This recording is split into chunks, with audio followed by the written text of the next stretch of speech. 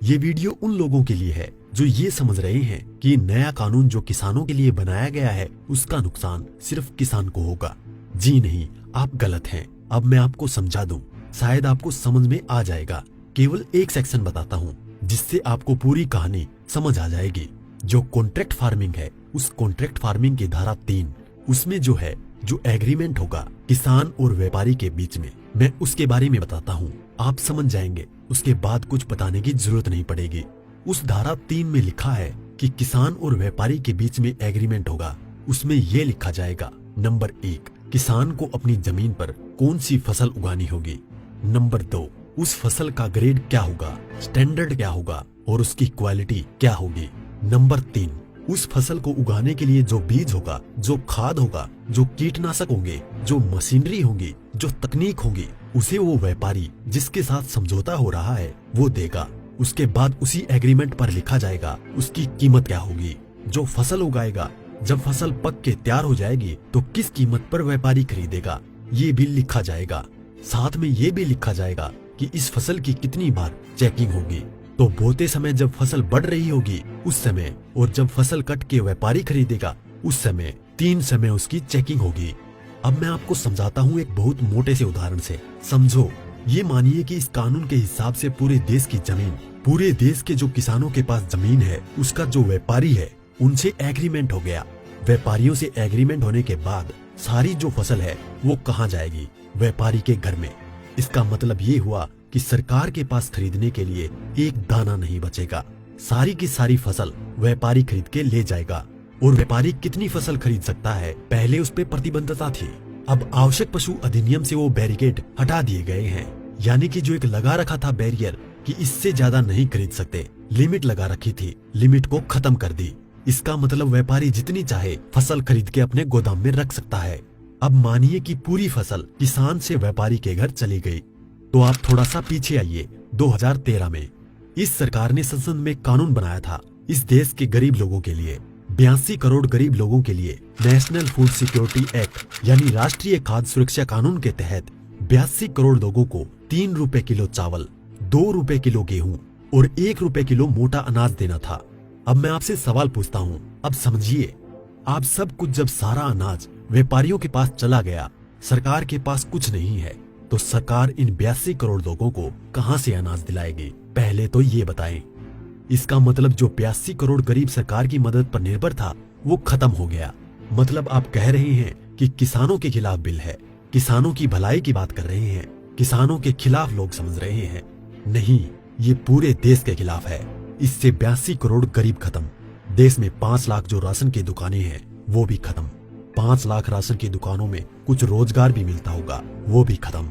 अब इसके बाद आप आ जाइए कि जब किसान को सारी चीजें, जो खाद भी है, बीज भी है, कीटनाशक भी है, मशीनें भी हैं, तकनीक भी है, वो व्यापारी जिससे समझौता हुआ है वो ही देगा।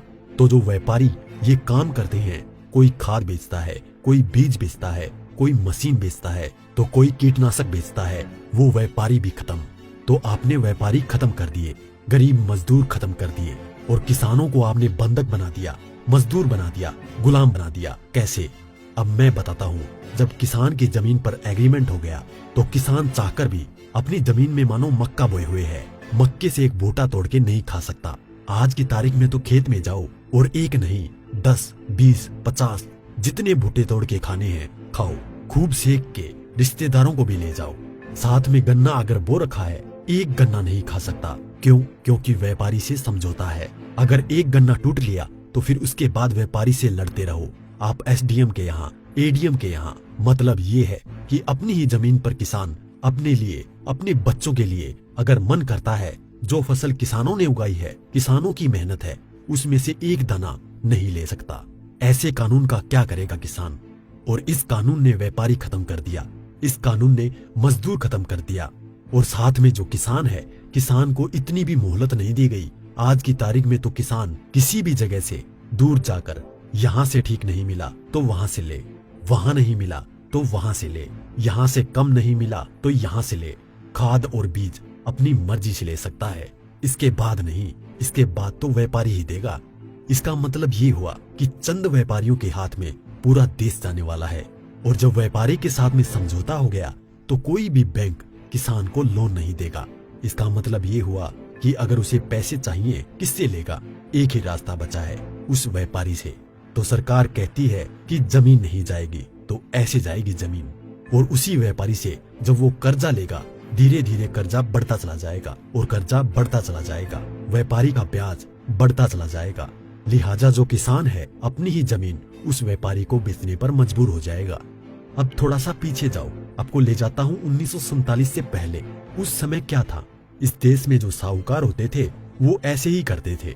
किसान को पैसा दिया, वो पैसे पे इतना ब्याज पर ब्याज पर ब्याज पर ब्याज किसान की पीढ़ियां गुजर जाती थी, कर्ज नहीं उतरता था और सारी जमीन जो है वो साहूकार के यहाँ पे चली जाती थी। मदर इंडिया और धर्मेंद्र जी की गुलामी जैसी फिल्में देखें आप। और अगर पढ़ना हो तो गोदान पढ़ो मुंशी प्रेमचंद जी की। पहले वो अपनी ही जमीन पर बंधुआ मजदूर बनेगा, उसके बाद में अपनी ही जमीन बेच जाएगा। ये है इस कानून का परिणाम जो आगे तक नजर आता है। इसलिए ये कानून पूरे देश को तबाह करने वाला है। अब एक चीज और रह गई, उसे भी बता दूं। जो मध्यम वर्ग के लोग जो आज रोटी खा रहे हैं, जब व्यापारी सारा अनाज अपने गोदामों में बंद कर लेगा, तो वो जो आज उसने लिया जिस दाम पे उससे 6 गुना 7 गुना 8 गुना दाम पर बेचेगा। तो जो मध्यम वर्ग के लोग जो घरों में बैठे हैं, उनको इस आंदोलन में बाहर आना चाहिए। जो अनाज, ये आटा 20 रुपए से 25 रुपए 30 रुपए किलो मिल रहा है, वो ही इस कानून के लागू होने के बाद वो आटा, वो अनाज उन्हें 50 से 6 गुना दाम पर मिलेगा। 100 रुपए, 125 रुपए, 150 रुपए किलो मिलेगा। तो असर किस पे पड़ेगा? एक भी व्यक्ति नहीं बचेगा जिस पर इस कानून का असर ना पड़े। इसलिए मैं कहता हूँ कि ये किसानों के विरोध में नहीं है, देश को तबाह और बर्बाद करने के लिए है। इतना सब कुछ पता होने के बाद भी अगर आप किसानों का साथ नहीं देते हैं तो आगे आपकी मर्जी।